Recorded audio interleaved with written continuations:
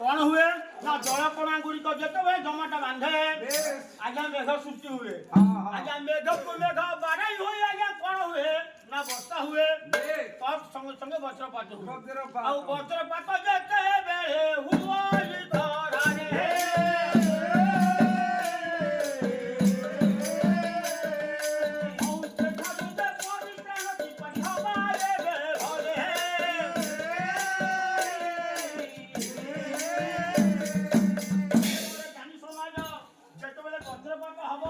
वज्रपात हेबा समय आंभे माने किपरि निरापदारे रहिबा ना कोन करिवे ना आज्ञा ये भूमि पर बसी जिवे भूमि पर बसिबे किपरि ना आज्ञा संपूर्ण भाबरे बसिबे मुंडटा रहिबो आंठू पाखरे मुंडकु तळकु करिवे वज्रपात हेले आउ आज्ञा वज्र सेठी आसीबो ना आउ गोटे कोन ना आमो ग्रामांचल मानकरे आंभे माने सदा सर्वदा डेंगा वृक्ष कौन करवा ना उत्पन्न करवा दरकार डेंगा वृक्ष उत्पन्न करे कौन हबो ना वज्र ता खाली आघात करबो ताळ गछ स्वतंत्र भाବରେ ଲଗାଇବା ଦରକାର ଆମ ଗାଁ ତ ତାଳ ଗଛ ପ୍ରବଳ ଅଛି ତଥାପି ବଜ୍ରପାତ ହେଉଛି କାହିଁକି ହେଉଛି ନା ଯିଏ ଯୋଉ ବାଟେ ଯିବ ତାକୁ ଯିଏ ରଖିବ ସେ କେହି ରଖି ପାରିବେ ନାହିଁ ତେଣୁ ହେଲେ ବଜ୍ରପାତ ସାପ କାମୁଡ଼ିଲେ ଆମେ ମାନେ କଣ କରୁଛେ ଆମେ ମାନେ ଫୁଙ୍କା ଝଡ଼ା କରୁଛେ ସରକାର କହିଲେ ତମେ ଫୁଙ୍କା ଝଡ଼ା କରିବ ନାହିଁ ସାପ କାମୁଡ଼ିଲା ମାତ୍ରକେ ସାଙ୍ଗେ ସାଙ୍ଗେ ତମେ ଡାକ୍ତରଖାନାକୁ ଯିବ ରେ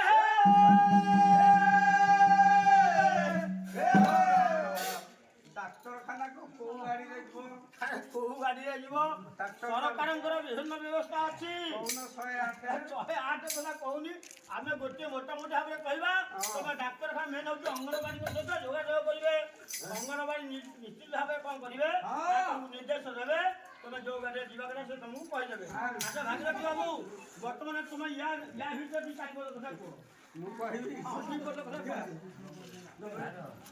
निश्चित खाइतो कोन गाय खाइतो गाइतो तमे दी काट वर्तमान सब खाया चला वज्रपात होइतिला द्वापर युगरे वज्रपात होइतिला काहे के वज्रपात होइतिला वज्रपात हबार कारण द्वापर युगरे वज्रपात हबार कारण भगवान कृष्ण इंद्र पूजा को मना कले इंद्र पूजा को गोइठा मारी सारिला परे तभी हाँ भी कहिया को बड़ नहीं चारि चारिटा रुटी खाइतो हाई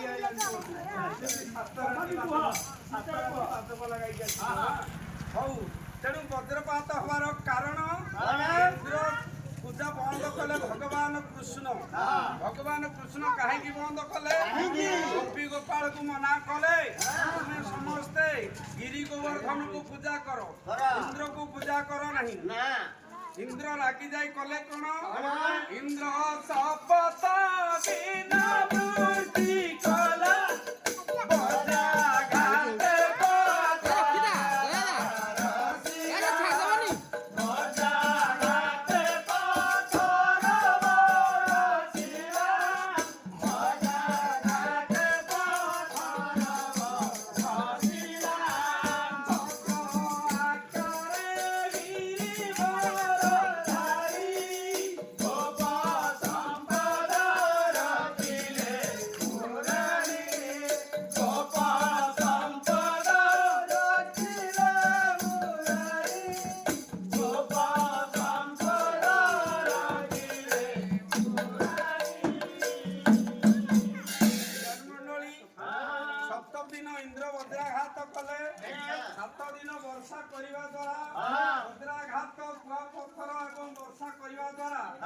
भगवान कृष्ण कले कौन भगवान कृष्ण गिरी गोवर्धन पर्वत को टेकी धरिले टेकी धरिले गिरी गोवर्धन पर्वत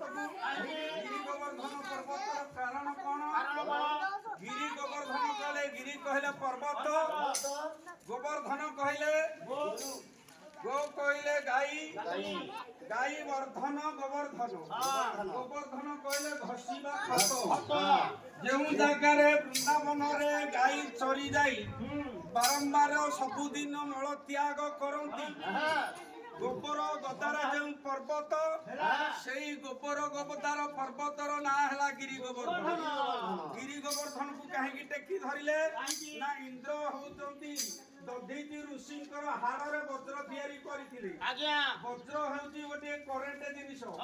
ଏ କରେଣ୍ଟ ଜିନିଷଟା ଖତ ଗଦାକୁ ବେଶୀ ମାରେନି। ତେଣୁ ଗିରି ଗୋବର୍ଦ୍ଧନ ପର୍ବତଟା ଖତ ଗଦାରେ ତିଆରି। ସେ ଖତ ଗଦାରେ ତିଆରି ହେଇଥିବା ଗିରି ଗୋବର୍ଦ୍ଧନ ପର୍ବତକୁ ଭଗବାନ କୃଷ୍ଣ ଚିଦାନନ୍ଦ ଆରାଧ୍ୟ ତ୍ରାଣ ଭଗବାନ ବାମ ହାତରେ କାଣି ଆଙ୍ଗୁଠିରେ ଟେକିଲେ। କାହିଁକି ଆମେ ଆଖି ଆଗରେ ଦେଖୁଛେ ଇନ୍ଦ୍ର ବଜ୍ରାଘାତ କଲେ ତାଳ ଗଛ ପଡି ଯାଉଛି, ବଡ ବଡ ବିରାଟ ଗଛ ପଡି ଯାଉଛି। ଯେତେବେଳେ ଦ୍ୱାପର ଯୁଗରେ 7 ଦିନ ବର୍ଷା ହେଲା, କାହିଁ ଗୋଟିଏ ତ ଗୋପପୁରରେ ଛେଳି ଗାଈ ଗୋରୁ ମନୁଷ୍ୟ ମଲେନି। ନ ମରିବାର କାରଣ ଯୋଉ ଗିରି ଗୋବର୍ଦ୍ଧନ ପର୍ବତ ସିଏ ଖତରେ ତିଆରି। ଗାଈ ଗୋବରରେ ପର୍ବତଟା ତିଆରି। ଗାଈ ଖତକୁ ଗାଈ ଗୋବର ଗଦାକୁ କରେଣ୍ଟ କାମ କରେନି।